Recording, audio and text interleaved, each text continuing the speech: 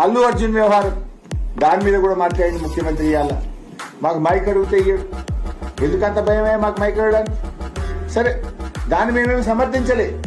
అక్కడ ఒక మహిళ చనిపోవడం అది బాధాకరం, విచారకరం. దాన్ని కూడా బీఆర్ఎస్ పార్టీ ఖండిస్తా ఉంది. నువ్వు ఇంత మాట్లాడుతున్నావు కదా, మరి చట్టం ఇవాళ కాంగ్రెస్ పార్టీకో రేవంత్ రెడ్డికి చుట్టమైందా? నీ సొంత ఊరు కొండారెడ్డిపల్లిలో సాయిరెడ్డి అని మాజీ సర్పంచ్ నీ తమ్ముళ్ల వల్లనే ఆత్మహత్య చేసుకుంటున్నా, నీ తమ్ముళ్ల వేధింపుల వల్ల చనిపోతున్నా అని సూసైడ్ లెటర్ రాస్తే నీ తమ్ముడిని ఎందుకు అరెస్ట్ చేయవని నేను అడుగుతా ఉన్నా. నీ తమ్ముడికో రూలు, ప్రజలకో రూలు ఉంటుందా? నీ ప్రభుత్వం అన్నం పెట్ట చేత కాకపోతే విషాహారం తిని శైలజ అనే అమ్మాయి 10-12 రోజులు నిమ్స్ ఆసుపత్రిలో చావుతో కొట్టుమిట్టాడి పోరాడి శ్వాస విడిచింది.